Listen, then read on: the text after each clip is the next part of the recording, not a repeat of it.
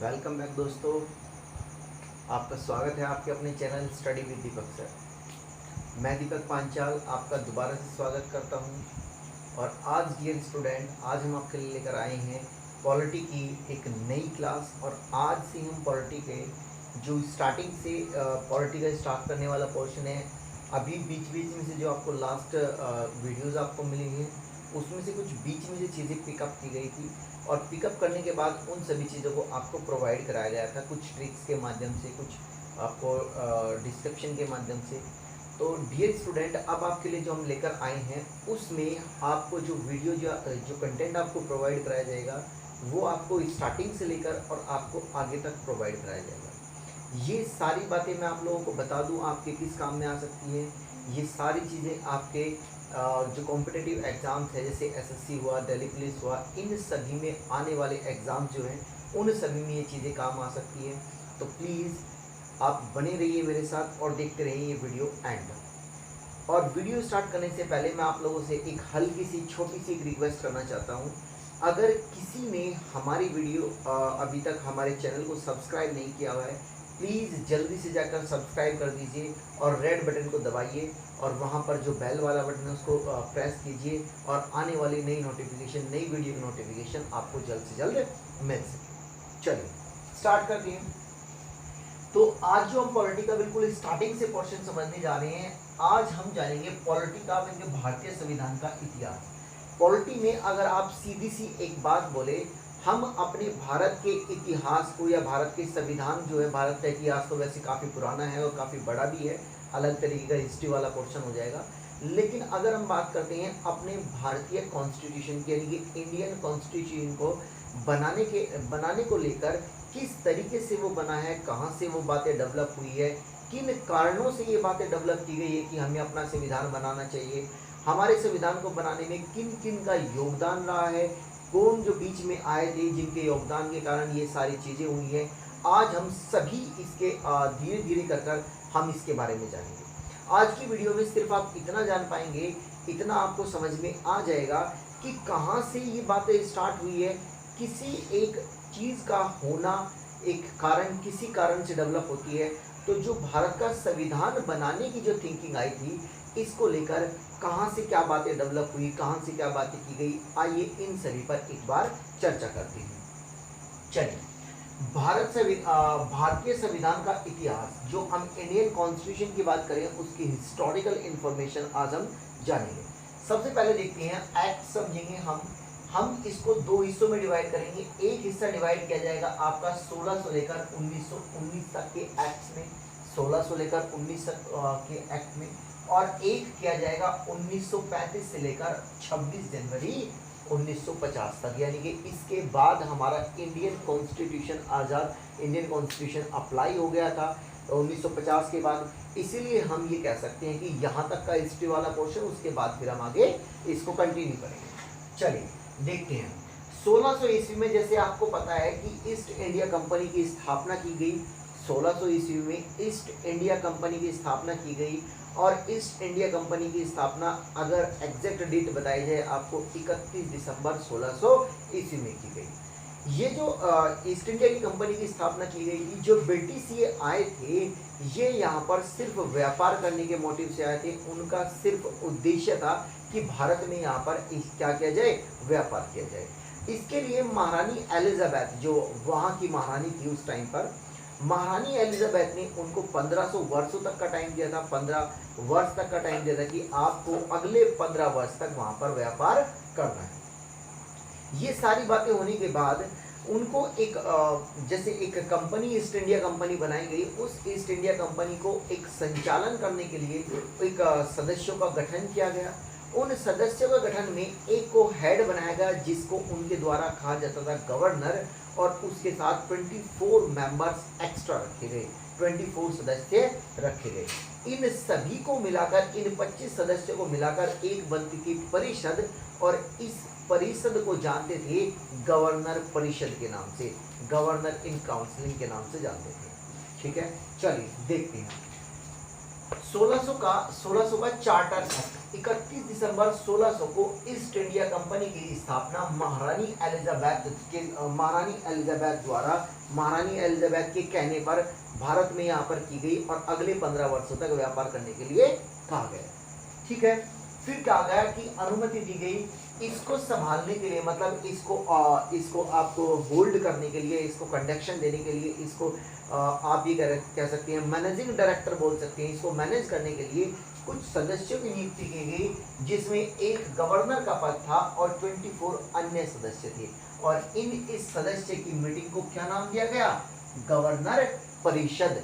क्या कहा गया उसे डियर? उसे कहा गया गवर्नर परिषद, गवर्नर इन काउंसिलिंग कहा गया। अब हम देखो यहाँ ज्यादा एक बातें को ज्यादा डीपली ना समझते हुए हम इस बात को फिर आगे थोड़ा सा देख लेते हैं। 1600 से लेकर 1726 तक का जो टाइम पीरियड है, 1600 से लेकर जो 1726 तक का टाइम पीरियड है, इस टाइम पीरियड के अंदर जितने भी कानून थे वो कौन बनाता था? वो इंग्लैंड यानी कि ब्रिटेन पे जो ब्रिटिश का कानून था वो इस पर कानून बनाता था। मतलब क्या कहा गया इसमें? कहा गया 1600 से लेकर 1726 तक का विधि या कानून यानी कि जो उस पर लागू होंगे, कहाँ पर? 3 प्रेसिडेंसी थी इंडिया में उस दौरान, एक थी कलकत्ता, एक थी मद्रास और एक थी मुंबई। अगर मान लो ये इंडिया का मैप है, कलकत्ता आपको पता है इधरले वाले हिस्से में पड़ता है, मद्रास जिसे आज हम चेन्नई के नाम से जानते हैं वो नीचे पड़ता है, और मुंबई लेफ्ट साइड में पड़ता था, जिसको आज हम मुंबई के नाम से जानते हैं। जिसको आज हम मुंबई के नाम से जानते हैं उसे हम किस नाम से जानते थे? पहले उसे बम्बई के नाम से जानते थे। मद्रास, नीचे मद्रास वाला जिसे आज हम चेन्नई के नाम से जानते हैं, और जो ऊपर जो ये अदर कलकत्ता वाला हिस्सा है उसे हम बंगाली कलकत्ता के हिसाब से जानते थे।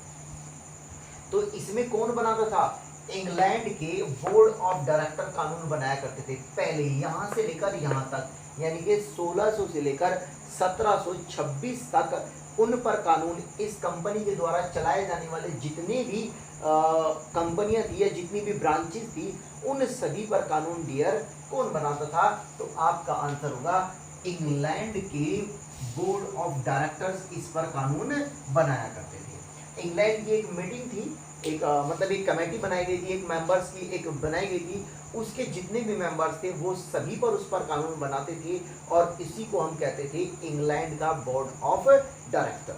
चलो आगे देखते हैं 1726 का चार्टर एक्ट। इसके अनुसार कलकत्ता मद्रास, अच्छा इसके अनुसार अब जब 1726 का चार्टर एक्ट आया, इस एक्ट में बताया गया कि हर एक प्रेसिडेंसी का जो कानून होगा वो जो प्रेसिडेंसी कितनी थी? 3 प्रेसिडेंसी थी, मद्रास, कलकत्ता और बम्बई। इन सभी पर जो कानून बनाएगा वो वहां के अलग गवर्नर, देखो एक प्रेसिडेंसी होगी उसमें अपना गवर्नर रखा गया, उसका परिषद हो गया, मद्रास वाली हो गई उसका गवर्नर हो गया, उसका परिषद हो गया, कलकत्ता वाली हो गई उसका गवर्नर हो गया, उसका परिषद हो गया। तो इस चार्टर एक्ट के तहत ये कहा गया कि इसमें जो जिस प्रेसिडेंसी में जो इंसान रहते हैं, जो गवर्नर, जो कंपनियां हैं, उन पर उन्हीं के गवर्नर कानून बना सकते हैं। इसके तहत ये सारी बातें कही गई। आगे देखते हैं जरा, इसमें कहा गया कि 1734 का रेगुलेटिंग एक्ट, 1734 का रेगुलेटिंग एक्ट, ये मोस्ट इंपोर्टेंट पॉइंट है, यहाँ से कई बार एग्जाम में क्वेश्चन बने हैं।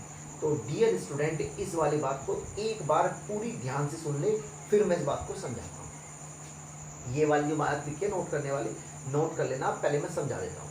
1734 के रेगुलेटिंग एक्ट को इंग्लैंड के ब्रिटेन के जो लॉर्ड नॉर्थ थे, ब्रिटेन के लॉर्ड नॉर्थ थे उस टाइम पर, इस टाइम पीरियड पर, उन इंग्लैंड के जो लॉर्ड नॉर्थ थे उनके द्वारा एक समिति बनाई गई, एक गुप्त समिति बनाई गई, और उस गुप्त समिति की सिफारिश पर, उस गुप्त समिति की सिफारिश पर जो रिपोर्ट जारी की गई है, जो रिपोर्ट पेश की गई थी, उसी रिपोर्ट के अनुसार या उसी रिपोर्ट को हम क्या कहते हैं? 1734 का रेगुलेटिंग एक्ट कहते हैं। उसे क्या कहते हैं?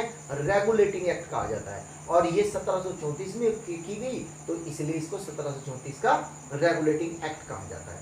अब जरा इस बात को ध्यान से समझते हैं। यहाँ पर इसके अनुसार क्या क्या कहा गया? इसमें कहा गया कि पहली बात, इसमें बहुत मतलब 4-5 पॉइंट्स है जो जिन पर जिक्र किया गया है, कुछ बातों पर जिक्र कर लेते हैं, मैं समझा देता हूँ आपको। पहली बात इसमें कही गई कि जो बंगाल है, मतलब पहले पॉइंट के अंदर ये कहा गया कि इनको ना मर्ज कर दिया जाए, जो प्रेसिडेंसी 3 प्रेसिडेंसी है इनको मर्ज कर दिया जाए। और मर्ज किसको किसमें किया जाए, तो बंगाल प्रेसिडेंसी को ये कहा गया कि बंगाल प्रेसिडेंसी के अंतर्गत यानी कि कलकत्ता प्रेसिडेंसी के अंतर्गत मद्रास और बंबई प्रेसिडेंसी को रख दो। ठीक है, यानी कि जो मद्रास वाली प्रेसिडेंसी है, जो नीचे वाली प्रेसिडेंसी है और जो प्रेसिडेंसी है, और जो ऊपर वाली इधर लेफ्ट साइड की जो प्रेसिडेंसी है, इनको किसके अधीन कर दिया जाए, इनको बंगाल के अधीन कर दिया जाए। बंगाल के अधीन करने के बाद फिर कहा गया कि इन सभी में एक गवर्नर है, तो फिर उसमें और इनके गवर्नर में क्या फर्क हो जाएगा, तो जिसके अधीन किया गया, दैट मीन्स किसके अधीन किया गया, कलकत्ता के अधीन किया गया। तो कलकत्ता के जो अधीन किया गया है, तो इसने कहा कि कलकत्ता के जो गवर्नर है उसके पद को गवर्नर के बजाय जनरल गवर्नर कह दिया जाए। ये बात नोट करने वाली है। ये बात क्या है, नोट करने वाली। कैसे नोट करने वाले, ध्यान से, क्योंकि ये क्वेश्चन कई बार पूछा जा सकता है आपसे कि जो गवर्नर का पद है उसको जनरल गवर्नर में कैसे बदला गया। तो जो बंगाल का गवर्नर था उसको जब प्रेसिडेंसी को मिक्स किया गया, जब इनको जो ये प्रांतीय क्षेत्र थे, इन प्रांतीय क्षेत्र को एक क्षेत्र के अधीन किया गया, तो वहां के गवर्नर को जनरल गवर्नर का नाम दिया गया। ठीक है, उसके बाद इसमें बात आती है कि इसी के बाद कहा गया कि जो इनका टाइम पीरियड है, मतलब कि बोर्ड ऑफ डायरेक्टर का जो टाइम पीरियड है वो 1 वर्ष की बजाय 4 वर्ष कर दिया जाए। एक ये बात कही गई। साथ ही साथ इसमें कहा गया कि 1 वर्ष की बजाय जो 4 वर्ष किया गया है उसमें हर वर्ष यानी कि प्रति वर्ष 1/4 सदस्य अपना त्यागपत्र देंगे, यानी कि 1/4 मेंबर जो है प्रति ईयर एवरी ईयर अपना क्या देंगे, रेजिग्नेशन देंगे, यानी कि अपना त्यागपत्र देंगे। यानी कि उसके अंदर क्या होगा, हर वर्ष नए सदस्य ज्वाइन होते चले जाएंगे। क्लियर है इतनी बात। उसके बाद तीसरा पॉइंट क्या कहता है, तीसरे पॉइंट में ये बताया गया कि इसके अंतर्गत क्या खोला जाए, इसी में बताया गया कि एक सर्वोच्च न्यायालय की स्थापना की जानी चाहिए। एक सर्वोच्च न्यायालय की स्थापना की जानी चाहिए।